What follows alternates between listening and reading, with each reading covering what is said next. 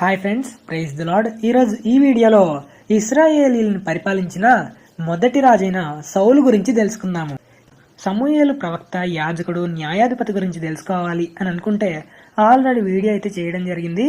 మీలో ఎవరైనా వీడియో చూడకపోతే చూసేయండి. ఇక లేట్ చేయకుండా వీడియోలోకి వెళ్ళిపోదాం. ప్రజలు సమూయేలును మాకు ఒక రాజు కావాలని రాజును నియమించమని అడుగుతారు. అందుకు సమూయేలు మీకు రాజు అవసరం లేదు అని ఎంతగా వివరించినా వారు వినలేదు. అప్పుడు సమూయేలు దేవునికి ప్రార్థించాడు. కీషు అనే బెన్యామీను గోత్రంలో ఒకడున్నాడు.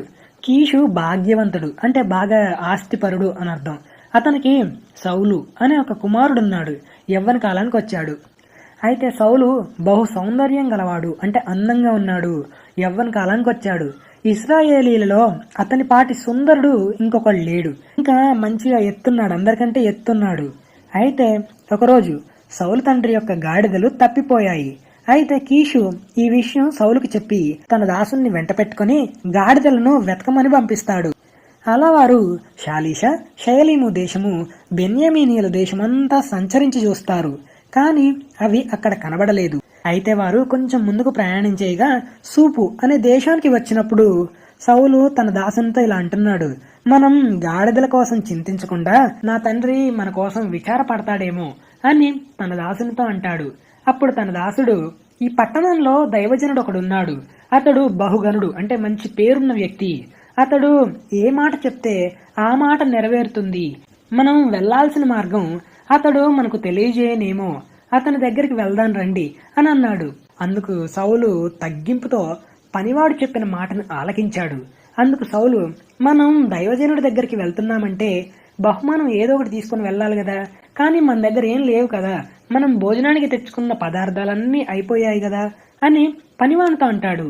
ఇంకా మన దగ్గర ఏమున్నాయి బహుమానం ఇవ్వడానికి అని అన్నప్పుడు అందుకు ఆ పనివాడు, నా దగ్గర పావుతులం వెండి ఉంది, మనకు మార్గం తెలియజేస్తే ఆ దైవజనుడికి ఇద్దాము అని అంటాడు.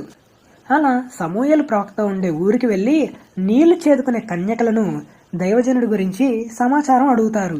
అలా వారు సమాచారం తెలుసుకొని సమూయేలుని ఎదుర్కొంటారు. దేవుడు సమూయేలుతో, రేపు ఇశ్రాయేలీలకు రాజు కాబోయే వ్యక్తిని బెన్యామీను దేశం నుండి నీ దగ్గరికి పంపిస్తాను అని ముందే చెప్పాడు సమూయేలుకి. అయితే సౌలు సమూయేలుకి కనపడగానే యెహోవా సమూయేలుతో, ఇతడే నేను నీతో చెప్పిన మనిషి, ఇతడే నా జనులను ఏలును అని చెప్పాడు. అందుకు సమూయేలు వారితో పాటు తీసుకుని వెళ్లి భోజనం చేయించిన తర్వాత వారిని మిద్దె మీద ఉంచాడు. తర్వాత రోజు ఉదయం, అంటే అప్పటి వరకు వాళ్ళు మిద్దె మీద ఉన్నారు. ఈ సౌలు బెన్యామీనీయుడు, అంటే బెన్యామీను గోత్రం నుండి వచ్చినవాడు. న్యాయాధిపతుల కాలంలో సంసోను చనిపోయిన తర్వాత బెన్యామీనీయులు ఒక సంఘటన ద్వారా అంతరించిపోయే స్థితిలో ఉండగా ఇశ్రాయేలీలు దేవునికి ప్రార్థించగా మళ్ళీ బెన్యామీనీయుల వంశం అనేది అభివృద్ధి చెందుతుంది. ఆ విషయం ఏంటి అనే దాని మీద కూడా వీడియో చేశాను. మీకు సమయం ఉంటే ఆ వీడియో కూడా చూడడానికి ప్రయత్నించండి. దేవుని చిత్తం ఏంటంటే ఎన్నికలేని వారిని ఎన్నుకొని బహుబలంగా వాడుకుంటాడు. అలానే సౌలు బెన్యామీను గోత్రంలో నుండి ఎన్నుకోబడ్డాడు. తర్వాత రోజు తెల్లవారినప్పుడు సమూయేలు సౌలును పిలిచి ఊరి చివరికి తీసుకుని వెళ్లి తైలపు బుడ్డిని తీసుకుని పోయి శ్రేష్టమైన ఒలీవ నూనెతో అభిషేకించాడు. తైలం పోసి ముద్దు పెట్టుకున్నాడు. తర్వాత యెహోవా నిన్ను అభిషేకించి తన స్వాస్థ్యము మీద నిన్ను అధిపతిగా నియమించాడు అని చెప్పిన తర్వాత 3 సూచక క్రియలు చెప్తాడు. అవేంటంటే, మొదటిది, నువ్వు నా దగ్గర నుండి తిరిగి వెళ్లేటప్పుడు బెన్యామీను సరిహద్దులో సెల్సహులో ఉండే రాహేలు సమాధి దగ్గర 2 మనుషులు నీకు కనపడి, తప్పిపోయిన గాడిదలు దొరికాయి, మీ నాన్నగారు నీ గురించి ఆలోచిస్తున్నారు అని చెప్తారు. తర్వాత ఇంకొంచెం ముందుకు వెళ్తుంటే 2వ సూచక క్రియ, తాబోరు మైదానం దగ్గరికి రాగానే బేతేలుకు వెళ్తున్న 3 మనుషులు నీకు కనిపించి వారు నిన్ను కుశల ప్రశ్నలు అడుగుతారు. వారిలో ఒకడు 3 మేకపిల్లలను, ఒకడు 3 రొట్టెలను, ఒకడు 3 ద్రాక్షారసపు తిత్తిని మోసుకుంటూ వారితో పాటు తీసుకొని వస్తారు. అయితే వారు 2 రొట్టెలు నీకు ఇస్తారు, అవి తీసుకో. ఇంకొంచెం ముందుకు ప్రయాణం చేస్తుండగా 3వ సూచక క్రియ, ఫిలిస్తీన్ల దండు ఉండే దేవుని కొండ ప్రాంతానికి చేరతావు. అక్కడికి రాగానే స్వరమండలము, తంబురుతోను, సన్నాయితోను, సితారును వాయిస్తూ కొంతమంది ముందుకు ప్రయాణం చేస్తూ ఉంటారు. వారి వెనక దేవుని ప్రవక్తల సమూహం నీకు కనపడి ప్రకటన చేస్తూ వస్తారు. అప్పుడు యెహోవా ఆత్మ నీ మీదకి బలంగా దిగి వస్తుంది. నువ్వు కూడా వారితో కలిసి ప్రకటన చేస్తుండగా నీకు నూతన మనసు వస్తుంది. ఎందుకు ఇవన్నీ చెప్పాడు అంటే దేవుడు నీకు తోడుగా ఉన్నాడని ఈ సూచనల ద్వారా నువ్వు తెలుసుకుంటావు అని సమూయేలు సౌలుతో చెప్తాడు. అలానే సౌలుకి ఈ 3 సూచక క్రియలు కనిపిస్తాయి. సమూయేలు సౌలుతో ఇలా అంటున్నాడు, నాకంటే ముందు నువ్వు గిల్గాలుకు వెళ్ళగా దహన బలులు సమాధాన బలులు అర్పించడానికి నేను నీ దగ్గరకు వస్తాను అని అంటాడు. ఎందుకంటే దహన బలులైన సమాధాన బలులైన యాజకుల సమక్షంలో జరిగించాలి. మీకు యాజకుడు అంటే ఎవరు ఏంటి అనేది తెలియకపోతే నేను ఆల్రెడీ దాని మీద కూడా వీడియో చేయడం జరిగింది. మీలో ఎవరైనా చూడకపోతే చూసేయండి, లింక్ అనేది డిస్క్రిప్షన్లో ప్రొవైడ్ చేస్తాను. అయితే సమూయేలు న్యాయాధిపతిగాను ప్రవక్తగాను యాజకునిగా కూడా పనిచేశాడు. ఇలా చెప్తున్నాడు, నేను నీ దగ్గరికి వచ్చి నువ్వేం చేయాలో నేను చెప్తాను, అప్పటి వరకు 7 రోజులు అక్కడ ఉండమని చెప్తాడు. అయితే సౌలు ప్రవక్తలతో కలిసి ప్రకటించే సమయంలో సౌలు తెలిసిన ప్రజలంతా సౌలు ప్రవక్తలతో ఉన్నాడా అని ఒకరితో ఒకరు మాట్లాడుకుంటున్నారు. సౌలు ప్రవక్తలతో ప్రకటించిన తర్వాత ముందుకు వస్తుండగా సౌలు పినతండ్రి సౌలును అతని పనివాణ్ణి చూసి మీరెక్కడికి వెళ్లారు, ఎట్నుంచి వస్తున్నారు అని అడిగినప్పుడు గాడిదలు తప్పిపోయాయి, వాటిని వెతకడానికి వెళ్ళాము, అవి కనపడకపోగా సమూయేలు దగ్గరికి వెళ్ళాము అని చెప్తారు. అయితే తర్వాత సమూయేలు మిస్పాకు వెళ్లి అక్కడి ప్రజలతో మీకు రాజు కావాలని అడిగారు కదా, దేవుడు బెన్యామీనీయుల గోత్రంలో ఒక మనిషిని ఎన్నుకున్నాడు, మీరందరూ రేపు యెహోవా సన్నిధిలో హాజరు కావాలని చెప్పాడు. అలా ఇశ్రాయేలీలందరూ యెహోవా సన్నిధిలోకి వచ్చిన తర్వాత సౌలు కూడా వస్తాడు. కానీ సామాన్లలో దాక్కున్నాడని యెహోవా సమూయేలుకు చెప్తాడు. అప్పుడు ప్రజలందరూ పరిగెత్తుకొని పోయి సౌలును తీసుకొని వస్తారు. సౌలును ప్రజలందరి ముందు సమూయేలు నిలబెడతాడు. దేవుడు ఏర్పరచుకున్న రాజును పరిచయం చేస్తాడు. సౌలు అందరి భుజాల కంటే ఎత్తుగా ఉన్నవాడు. సమూయేలే ఇలా అంటున్నాడు, జనులందరిలో ఇతని వంటి వాడు ఒక్కడు కూడా లేడు అని చెప్తున్నాడు. ప్రజలు రాజు చిరంజీవి అగునుగాక అని కేకలు వేశారు. తర్వాత సమూయేలు రాజ్య పరిపాలన పద్ధతిని ప్రజలకు వినిపించాడు. ఒక గ్రంథంలో రాసి యెహోవా సన్నిధిలో దాన్ని ఉంచాడు. తర్వాత ప్రజలు తిరిగి వాళ్ళ ఇంటికి వెళ్లారు. సౌలు గిబియాలో తన ఇంటికి వెళ్ళాడు. సౌలుతో పాటు దేవుని చేత ప్రేరేపింపబడిన హృదయంలో ప్రేరేపించిన శూరులు అతనితో పాటు కొంతమంది వెళ్లారు. కొందరు పనికిమాలిన వాళ్ళు ఇలా అంటున్నారు, ఈ సౌలు మనల్ని ఎలా రక్షిస్తాడు అని అనుకుంటూ అతన్ని నిర్లక్ష్యం చేశారు. రాజుగా ఎన్నుకున్న వారు సంతోషంగా ప్రజలు రాజుకు కానుకలు బహుమతిగా ఇస్తారు. కానీ ఈ పనికిమాలిన వారు ఆ కానుకలు తేలేదు. అయితే సౌలు తెలివి సౌలు బలం తెలిసే ఒక రోజు వచ్చింది. కొన్ని రోజుల తర్వాత అమ్మోనీయుడైన నాహాషు రాజు యాబేష్ గీలాదు అనే ప్రాంతానికి ఎదురుగా దిగినప్పుడు సమాధాన పడదాం అని ఇశ్రాయేలీలు అనుకుంటారు. కానీ అమ్మోనీయుల రాజైన నాహాషు అందుకు అంగీకరించలేదు. అప్పుడు యాబేషు పెద్దలు నిర్ణయం తీసుకొని నాహాష్తో 7 రోజులు మాకు గడువు ఇవ్వండి, మమ్మల్ని రక్షించేవారు ఎవరూ లేకపోతే మీరు మాకు రాజుగా ఉందురు అని అంటారు, లేదా మేము మీ వశంలో ఉంటాము అని అంటారు. అంటే న్యాయాధిపతుల ఏలిన కాలంలో దేవుడు ఇశ్రాయేలీలను కొంతకాలం మాత్రమే అన్యుల రాజ్యాల రాజులకు అప్పగించాడు. అయితే న్యాయాధిపతుల ద్వారా అన్య రాజ్యాల నుంచి విడిపించారు, విముక్తి కలిగించారు. గిబియా ప్రజలకు ఈ వర్తమానం అందింది. ఈ విషయం తెలుసుకుని ఏడ్చారు. సౌలు పొలంలో పశువులను తోలుకొని వస్తున్నాడు. గిబియా ప్రజలు ఎందుకు ఏడుస్తున్నారు అని అడిగినప్పుడు యాబేషు వారు తెచ్చిన వర్తమానం తెలియజేశారు. ఆ వర్తమానం సౌలు వినగానే దేవుని ఆత్మ అతని మీదకి బలంగా వచ్చింది. సౌలు అత్యాగ్రహుడై అంటే కోపంతో ఒక కాడి ఎడ్లను తీసి తునకలుగా చేసి, అంటే సౌలు వారి మీద కోపంతో దేవుని ఆత్మ బలంగా దిగి రావడంతో ఎడ్లను చంపి తునకలుగా అంటే ఏ కండకు ఆ కండగా కోసి దేశంలో నలుదిక్కులు దూతల చేత వాటిని పంపాడు. అయితే దూతలతో పంపిన వర్తమానం ఏంటంటే సౌలుతోనూ సమూయేలుతోనూ ఎవరైతే చేరకుండా ఉంటారో వారి ఎడ్లను ఈ ప్రకారంగా చేస్తాను అని దూతల చేత వర్తమానం పంపించాడు. అప్పుడు యెహోవా భయము ప్రజలందరి మీదకి వచ్చింది. అప్పుడు ప్రజలందరూ ఇశ్రాయేలీలు బెజెకు అనే ప్రాంతానికి వచ్చారు. అయితే వారిని లెక్క పెట్టగా 3 లక్షల మంది ఇశ్రాయేలీలు 30,000 మంది యూదావారు అయ్యారు. వారందరికీ సౌలు దూతల ద్వారా వర్తమానం పంపించాడు. అయితే మిమ్మల్ని రక్షించేవాడు ఎవడూ లేడని భయపడకండి, రేపు మధ్యాహ్నం లోపల రక్షణ కలుగుతుంది అని వర్తమానం పంపించాడు. అప్పుడు ప్రజలు ఈ విషయం విని సంతోషించారు. సౌలు తర్వాత రోజు యుద్ధానికి సిద్ధమయ్యాడు. 3 సమూహాలుగా, అంటే సైనికులు 3 పార్ట్స్ గా డివైడ్ చేశాడు. అలా యుద్ధం చేసి అమ్మోనీయులను చంపారు. కొంతమంది పనికిమాలిన వాళ్ళు అన్నారు కదా, సౌలు మనల్ని ఏల్తాడా అని అన్నవాళ్ళు ఎక్కడ, వారిని చంపుదాం రాండి అని ఇశ్రాయేలీలు సమూయేలుతో అంటున్నారు. అందుకు సౌలు రాజు, ఈ రోజు యెహోవా ఇశ్రాయేలీలకు రక్షణ కలుగజేశాడు, కాబట్టి ఈ రోజు ఏ మనిషిని, అంటే మన రాజ్యంలో ఏ మనిషిని చంపవద్దు అని అన్నాడు. అటు తర్వాత గిల్గాలుకు వచ్చి సమాధాన బలులు అర్పించి రాజ్య పరిపాలన పద్ధతి మళ్లీ స్థాపించి సౌలును సమూయేలు పట్టాభిషేకం చేశాడు. అయితే సౌలు ఇంకా ప్రజలంతా సంతోషించారు. అప్పుడు సమూయేలు, మీరు చెప్పిన విధంగా నేను మీకు రాజును నియమించాను.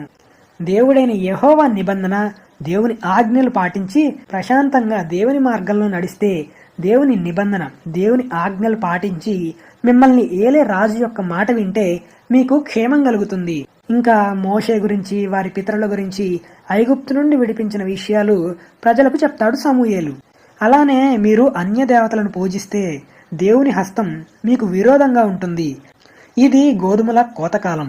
మీరు రాజును నిర్ణయించమని అడిగినందున యెహోవా దృష్టికి చేసిన కీడు గొప్పదని తెలుసుకునేలా సమూయేలు యెహోవాకి ఉరుములు వర్షాలు పడాలని వేడుకున్నాడు.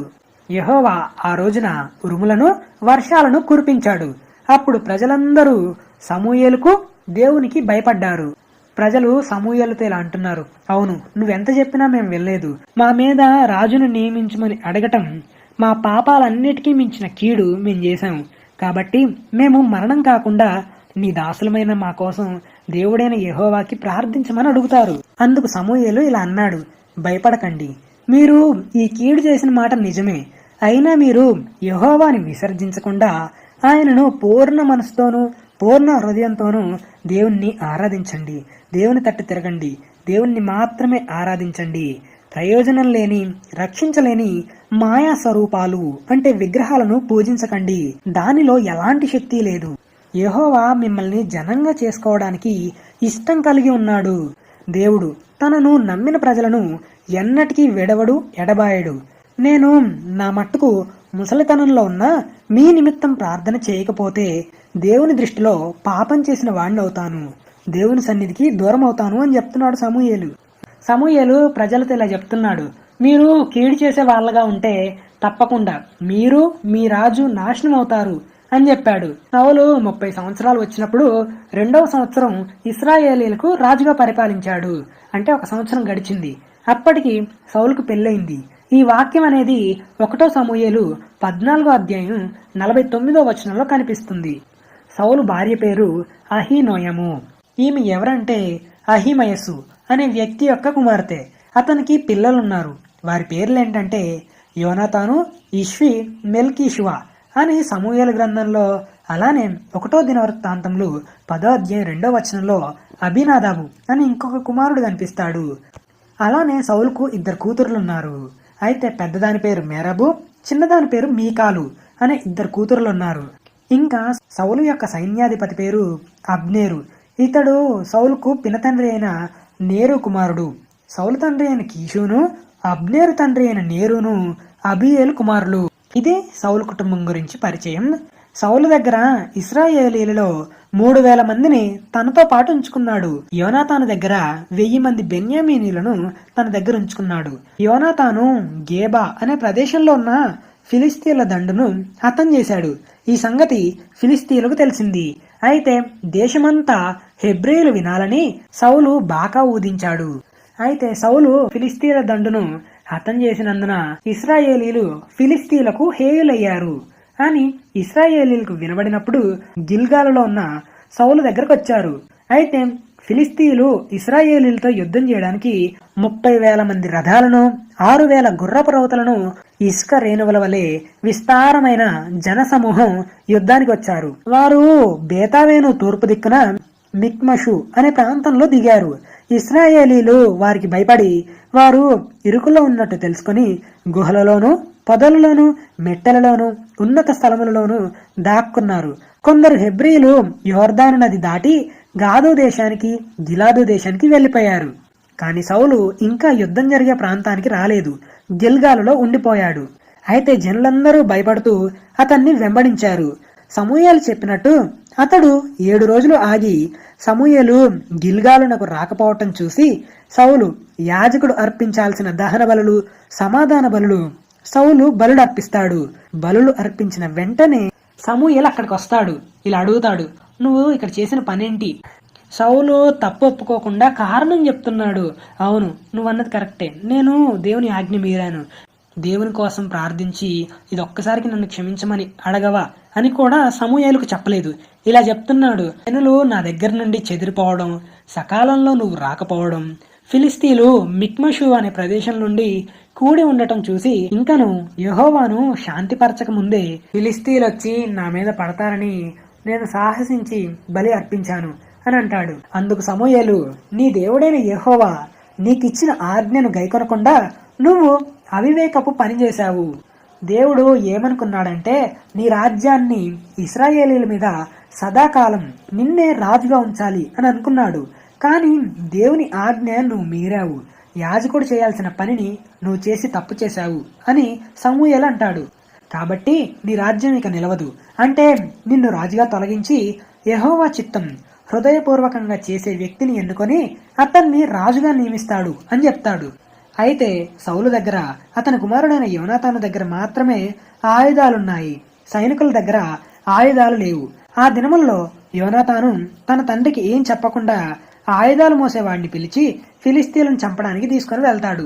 అయితే సౌలు గిబియా అవతల మిగ్రోనులో దానిమ్మ చెట్టు కింద 600 మందితో దిగాడు. అయితే ఆ సమయంలో ఏలీ యాజకునిగా ఉన్న షీలోహు మందిరంలో ఫినెహాసు కుమారుడైన ఈకాబోదు యొక్క సహోదరుడైన అహీటూబునకు పుట్టిన అహీయ యాజకునిగా ఏఫోదును ధరించుకొని అక్కడ ఉన్నాడు. అయితే యోనాతాను ఇంకా ఆయుధాలు మోసే వ్యక్తి చేసిన పనిని నెక్స్ట్ వీడియోలో చూద్దాము. అయితే అప్పుడు దేవుని మందసం అనేది ఇశ్రాయేలీల దగ్గరే ఉంది. ఫిలిస్తీన్లతో యుద్ధం చేయడానికి వెళ్ళినప్పుడు ఫిలిస్తీన్లను ఇశ్రాయేలీలు తరిమారు. అయితే సౌలు, నేను నా శత్రువుల మీద పగ తీర్చుకోకముందు, సాయంత్రం కాకముందు ఎవరైతే భోజనం చేస్తారో వాళ్ళు శపించబడతారు అని ప్రజలతో ప్రమాణం చేయిస్తాడు. కానీ ఆ సమయంలో యోనాతానుకు ఆ విషయం తెలియక, ఆ ప్రమాణం గురించి తెలియక కర్రతో కొంచెం తేనె తీసుకుని తింటాడు. అయితే ప్రజలు పశువులను గొర్రెలను వధించి రక్తంతో తింటారు. అలా దేవుని దృష్టిలో పాపం చేస్తారు. ఈ విషయం సౌలుకు చెప్తే గొర్రెలను పశువులను వధించి రక్తం లేకుండా తినమని చెప్తాడు. అక్కడ సౌలు మొదటి బలిపీఠం, అక్కడ ఒక బలిపీఠం కట్టాడు. యోనాతాను చేసిన విషయం అనేది సౌలుకు తెలిసింది. యోనాతాను శపించబడ్డాడు. తర్వాత సౌలు మోయాబీలతోనూ అమ్మోనీయులతోనూ ఏదోమీయులతోనూ శోభాదేశపు రాజులతోనూ ఫిలిస్తీన్లతోనూ యుద్ధంలో వారిని ఓడించాడు. ఎప్పుడు యుద్ధానికి వెళ్ళినా విజయం సాధించి వచ్చేవాడు. అమాలేకీయులను హతం చేశాడు. ఇక్కడి వరకు 1 సమూయేలు గ్రంథం 14వ అధ్యాయం వరకు వివరణ. ఈ సౌలు రాజు బెన్యామీను గోత్రం నుండి వచ్చినవాడు. సౌలు తండ్రి పేరు కీషు. ఈ కీషు వాళ్ళ తండ్రి పేరు అబియేలు. అబియేలు తండ్రి పేరు సెరోరు. సెరోరు తండ్రి పేరు బెకోరతు. బెకోరతు తండ్రి పేరు అఫియా. వీళ్ళంతా బెన్యామీను గోత్రపు వాళ్ళు. ఈ 12 గోత్రాల వారి గురించి కూడా వీడియో చేశాను. లింక్ అనేది డిస్క్రిప్షన్ లో ఇస్తాను, చూడడానికైతే ప్రయత్నించండి. ఎందుకంటే 12 గోత్రాల వారి పేర్లు తెలుస్తాయి. అయితే ఇక 1 సమూయేలు 15వ అధ్యాయం నుంచి చూద్దాము. సౌలు బ్రతికిన దినాలలో ఫిలిస్తీన్లతో ఘోర యుద్ధం జరిగింది. యుద్ధం జరిగే సమయాలలో తాను అంటే సౌలు చూసిన పరాక్రమం కలిగిన బలాఢ్యులు అందరినీ తన యొద్ద చేర్చుకున్నాడు. అయితే సమూయేలు సౌలుతో యాజకుని పని గురించి చేసిన తప్పు గురించి మాట్లాడిన తర్వాత రోజు నుంచి సౌలు దగ్గరకు రాలేదన్నమాట. దేవుడు సౌలుకు ఇంకొక అవకాశం, తప్పును సరిదిద్దుకుంటాడేమో అని దేవుడు అవకాశం ఇచ్చాడు. అయితే సమూయేలు దేవుని మాట ప్రకారం సౌలు దగ్గరకు వచ్చి, యెహోవా నిన్ను ఇశ్రాయేలీల ప్రజలకు రాజుగా అభిషేకించడానికి నన్ను పంపాడు అని అన్నాడు. అలాగే దేవుని మాట వినమని చెప్పాడు. సైన్యములకు అధిపతియగు యెహోవా సెలవిచ్చినదేమనగా, అమాలేకీయులు ఇశ్రాయేలీలకు చేసినది నాకు జ్ఞాపకమే. ఇశ్రాయేలీలు ఐగుప్తు నుండి రాగానే అమాలేకీయులు వారికి విరోధులై మార్గమందు వారి మీదకి వచ్చారు కదా, కాబట్టి నువ్వు వెళ్ళి అమాలేకీయులను కనికరించకుండా వారిని నిర్మూలన చేయమని, అంటే పురుషులనేమి స్త్రీలనేమి ఎద్దులు గొర్రెలు ఒంటెలు గాడిదలన్నిటినీ చంపేయండి అని దేవుని మాట సమూయేలు ద్వారా సౌలుకు చెప్తాడు. అయితే సౌలు 2,00,000 మంది కాల్బలముతో 10,000 మంది యూదా వారి సైన్యంతో అమాలేకీయుల పట్టణంలో ఒకదానికి వచ్చి లోయలో పొంచి ఉన్నారు. అప్పుడు అక్కడ అమాలేకీయులతో పాటు కేనీయులు అనే వాళ్ళు నివసించారు. ఈ కేనీయులు ఇశ్రాయేలీలు ఐగుప్తులో నుండి వచ్చినప్పుడు వీరు సహాయం చేశారని సౌలు తన దూతల ద్వారా వారికి వర్తమానం అందించారు. మేము అమాలేకీయులను నాశనం చేయడానికి వచ్చాము, మీరు వారితో ఉండకుండా వెళ్ళండి అని వర్తమానం పంపించగా కేనీయులు ఆ ప్రాంతాన్ని విడిచి వెళ్లిపోయారు. అంటే అమాలేకీయుల దగ్గర నుండి వెళ్లిపోయారు. తర్వాత సౌలు అమాలేకీయులను హవీలా అనే ప్రాంతం నుండి ఐగుప్తు దేశ మార్గంలో ఉన్న షూరు అనే ప్రాంతం వరకు తరిమి హతం చేశారు. అమాలేకీయుల రాజు పేరు అగగు. ఈ అగగును పట్టుకొని ప్రజలందరినీ నిర్మూలన చేశారు, అంటే చంపేశారు. సౌలును జనులను కూడి రాజును పట్టుకొని కుంటివి గుడ్డివి పనికిరాని పశువులను చంపేశారు. కానీ మంచిగా ఉన్న గొర్రెలను ఎడ్లను మొదలైన వాటిలో నుండి మంచివి తనతో పాటు తీసుకొని వచ్చారు. సమూయేలు యుద్ధానికి వెళ్లే ముందు ఆ అమాలేకీయుల దేశంలో అన్నిటినీ నిర్మూలన చేయమని చెప్తాడు. కానీ సౌలు అలాగ చేయలేదు. అప్పుడు యెహోవా వాక్కు సమూయేలుకు ప్రత్యక్షమైంది. సౌలు నన్ను అనుసరించకుండా నా ఆజ్ఞలు గైకొనకపోయెను గనుక అతన్ని రాజుగా నిర్ణయించినందుకు పశ్చాత్తాపడుతున్నాను అని యెహోవా సమూయేలుతో అన్నాడు. అప్పుడు సమూయేలు కోపావేశుడై రాత్రంతా యెహోవాకి ప్రార్థించాడు. తర్వాత రోజు ఉదయం లేచి సౌలు దగ్గరికి వెళ్తాడు. సౌలు కర్మేలు అనే ప్రాంతానికి వచ్చి అక్కడ జయసూచకమైన శిలను నిలిపి తిరిగి గిల్గాలుకు వెళ్లాడనే సమాచారం తెలుసుకుంటాడు. అమాలేకీయులు వాటన్నిటిని నిర్మూలన చేయమని దేవుని మాట చెప్పెను. కానీ నువ్వు ఎందుకు ఇవి తీసుకొని వచ్చావు అని అడిగినప్పుడు సౌలు తాను చేసిన దానికి ప్రజల మీదకి నెట్టేస్తున్నాడు. ఈ ప్రజలు బలులు అర్పించడానికి తీసుకొని వచ్చారు అని సౌలు అన్నాడు.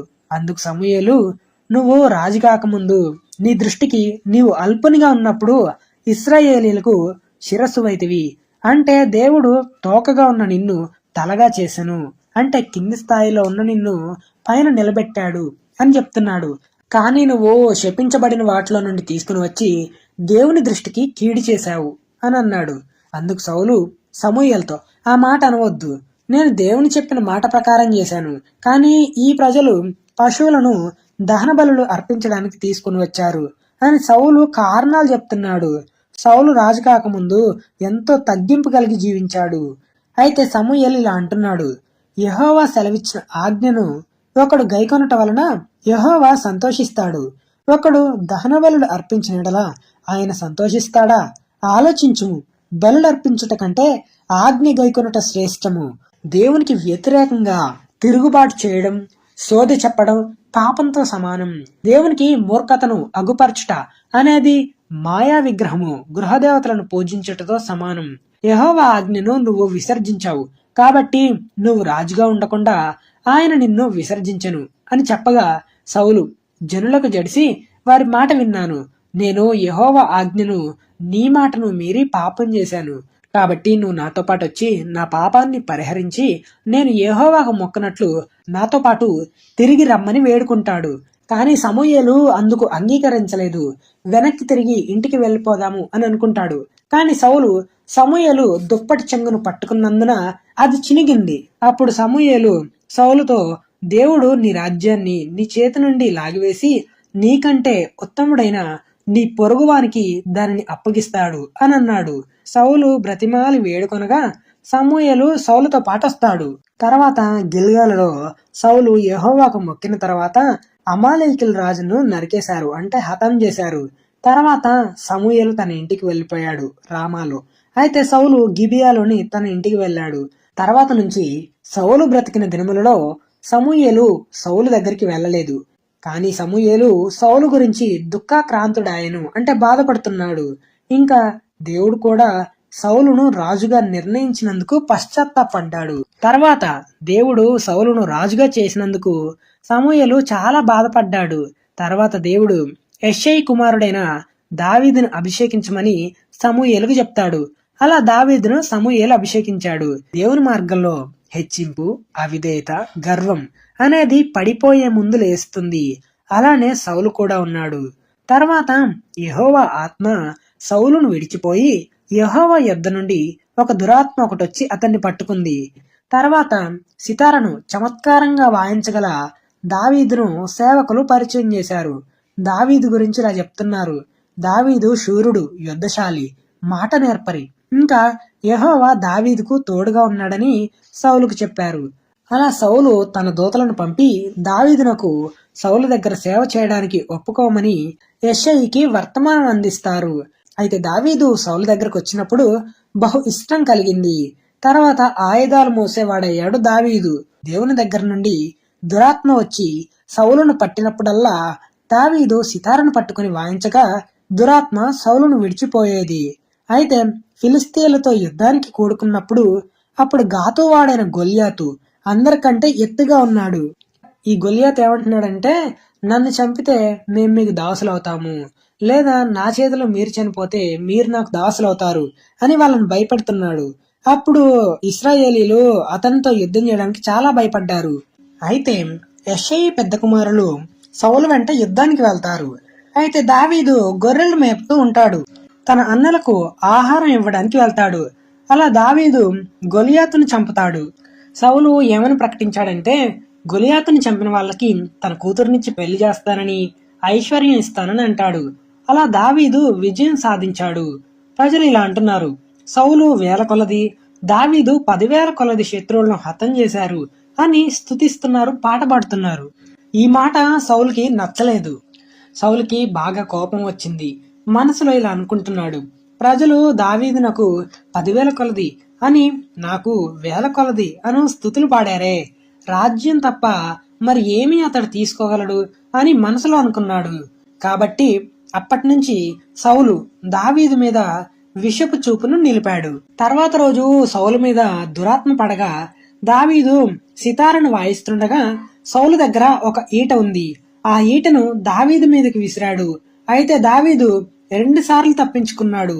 యెహోవా సౌలును విడిచి దావీదుకు తోడై ఉన్నాడు. దావీదు అన్ని విషయాలలో సుబుద్ధి కలిగి ప్రవర్తించగా యెహోవా అతనికి తోడుగా ఉన్నాడు. కాబట్టి దావీదును సౌలు దగ్గర ఉండనీయకుండా సహస్రాధిపతిగా చేశాడు. అతడు జనులకు ముందుగా వస్తూ వెళ్తూ ఉండేవాడు. అలా దావీదుకు సౌలు కుమారుడైన యోనాతానుకు మంచి స్నేహం ఏర్పడింది. సౌలు పెద్ద కూతురైన మేరబును మహోలతీయుడైన అద్రియేలు అనే వ్యక్తికిచ్చి పెళ్లి చేశాడు. సౌలు చిన్న కూతురైన మీకాలు దావీదు మీద ప్రేమ కలిగి ఉందని సౌలు విని సంతోషించాడు. సౌలు దావీదును పిలిచి, మా అమ్మాయిని నీకిచ్చి పెళ్లి చేస్తాను అని అన్నప్పుడు దావీదు ఇలా అంటున్నాడు: రాజుకి అల్లుడగుటకు నేనెంతటి వాడను అని అంటున్నాడు. సౌలు ఎందుకిచ్చి పెళ్లి చేస్తున్నాడు అంటే, సౌలు దావీదును చంపాలని. సౌలు చెయ్యి దావీదు మీద పడకుండా ఫిలిస్తీయుల చేతిలో దావీదు చనిపోతాడు అనుకొని తన కూతురునిచ్చి పెళ్లి చేస్తాడు. అయితే దేవుడు దావీదుకు తోడై ఉండటం సౌలు చూసి దావీదుకు భయపడ్డాడు. దావీదుకు విరోధంగా ఉన్నాడు. దావీదు పేరు ప్రజలలో బాగా వినిపించింది. అంటే పేరు ప్రఖ్యాతలు వచ్చాయి. సౌలు తన సేవకులతో యోనాతానుతో దావీదును చంపమనంటాడు. కానీ దావీదు ప్రతిసారి తప్పించుకుంటాడు. తర్వాత తప్పించుకుని సమూయేలు దగ్గరకు వచ్చి జరిగిన విషయం చెప్తాడు. దావీదును పట్టుకోవడానికి సౌలు తన దూతలను 3 సార్లు పంపినప్పుడు వాళ్ళు ప్రవక్తల గుంపులో చేరి ప్రకటించారు. సౌలు కూడా వారిని వెతకడానికి వచ్చినప్పుడు సౌలు కూడా ప్రకటించాడు. అయితే దావీదుకి ఒక యాజకుడు సహాయం చేశాడని యాజకులను సౌలు చంపించాడు. ఇలా జరుగుతుండగా సమూయేలు మరణించాడు.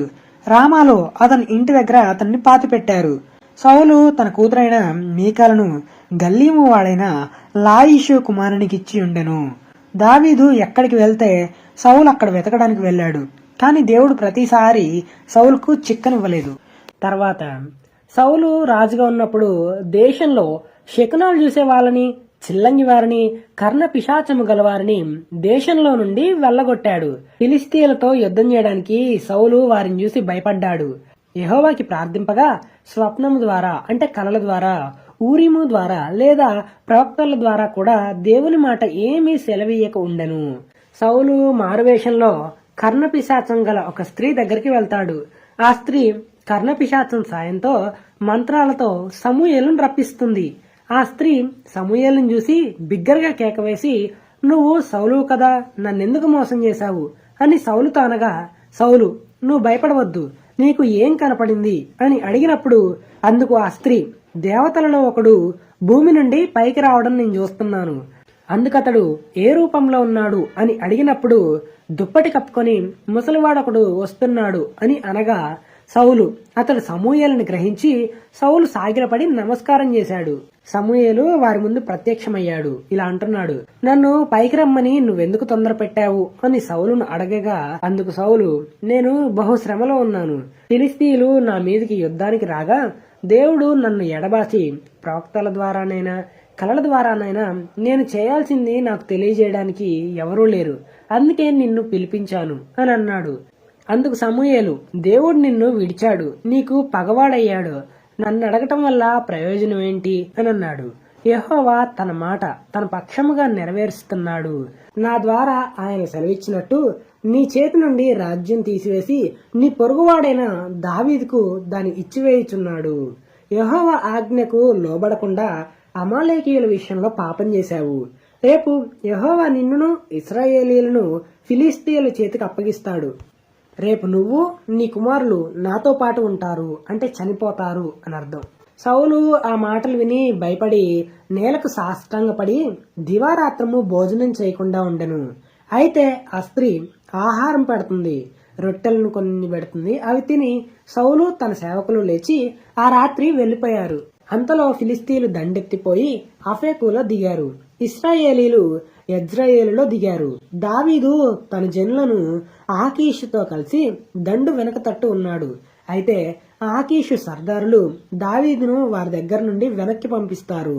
ఫిలిస్తీయులు ఇశ్రాయేలీలతో యుద్ధం చేయగా ఫిలిస్తీయుల ఎదుట ఇశ్రాయేలీలు పారిపోయారు. గిల్బోను పర్వతం వరకు ఫిలిస్తీయులు వారిని చంపారు. అయితే సౌలును అతని కుమారులైన యోనాతాను, అబినదాబు, మెల్కీషువా అనే వాళ్ళని తరుముతూ చంపారు. యుద్ధంలో సౌలు ఓడిపోతుండగా అప్పటికి బాగా దెబ్బలు అంటే గాయాలు అయ్యాయి. ఆయుధాలు మోసేవాడిని పిలిచి, సున్నతి లేని ఫిలిస్తీయుల చేతిలో చనిపోవడం నాకు ఇష్టం లేదు, కాబట్టి నీ కత్తితో నన్ను పొడవమని అంటాడు. కానీ ఆయుధాలు మోసే వ్యక్తి భయంతో అలా పొడవలేదు. అయితే సౌలు తన కత్తి పట్టుకుని దాని మీద పడ్డాడు. సౌలు చనిపోయాడని సౌలు ఆయుధాలు మోసే వ్యక్తి కూడా తన కత్తి మీద పడి చనిపోయాడు. కత్తి మీద పడ్డా సౌలు ఇంకా చనిపోలేదు. అయితే అటువైపుగా వెళ్తున్న అమాలేకీయుడిని ఒకరిని పిలిచి చంపమని అంటాడు. అలా అమాలేకీయుడు సౌలును చంపుతాడు. ఇలా సౌలు కుమారులు చనిపోయారు. లోయ అవతల ఉన్న ఇశ్రాయేలీలు యొర్దాను అవతల ఉన్నవారు వారి నివాస గ్రామాలు విడిచిపెట్టి పోయారు. సౌలు అతని కుమారులు చనిపోయారని తెలుసుకొని తర్వాత రోజు ఫిలిస్తీయులు చనిపోయిన వారిని దోచుకొని వచ్చి గిల్బోవా పర్వతం మీద పడిపోయిన సౌలు అతని కుమారులను కనుగొని అతని తలను ఛేదించి అతని ఆయుధాలను తీసి తమ బొమ్మల గుళ్ళలోనూ జనులలోనూ జయవర్తమానం తెలియజేయడానికి ఫిలిస్తీన్ల దేశంలోకి నలుదిక్కులు వాటిని పంపారు. మరియు వారు సౌలు ఆయుధాలను అష్టారోతు గుడిలో ఉంచారు. సౌలు తలను మొండాన్ని వేరు చేశారు. బెత్సాను పట్టణపు గోడకు తగిలించారు. అలానే సౌలు కుమారులను కూడా గోడకు తగిలించారు. సౌలు ద్వారా మేలు పొందిన యాబేషు ప్రజలు విని బలశాలులందరూ లేచి రాత్రంతా నడిచి సౌలు మొండాన్ని అతని కుమారుల కళేబరాలను అంటే శరీరాలను బెత్సాను పట్టణపు గోడ మీద నుండి దించి యాబేషునకు తిరిగి వచ్చి వారిని దహనం చేశారు. వారి శల్యములను తీసి యాబేషులోని పీచుల వృక్షం కింద పాతిపెట్టారు. 7 రోజులు ఉపవాసం ఉన్నారు. ఇలా సౌలు జీవితం అనేది ముగిసింది. ఇది 1వ సమూయేలు గ్రంథంలో కనిపిస్తుంది. ఇలా సౌలు కథ ముగిసింది. సౌలు మొదట్లో విశ్వాసం విధేయత కలిగి జీవించాడు. కానీ పడిపోయే ముందు గర్వం అహంకారం లేస్తుందంటారు దేవుని వాక్యం ప్రకారం. అలానే దేవుడు పడిపోయిన వారికి ఒక అవకాశం ఇస్తాడు. దాన్ని కూడా చేజార్చితే సౌలు పరిస్థితిలో అవుతుంది. అలానే ఆ రాజస్థానంలో దేవుని చిత్తం గ్రహించి దేవుని మార్గంలో నడిచే తన దాసుడైన దావీదుని సిద్ధం చేసుకున్నాడు. ఇదండి సౌలు గురించి. ఇక నెక్స్ట్ వీడియోలో దావీదు గురించి చూద్దాము.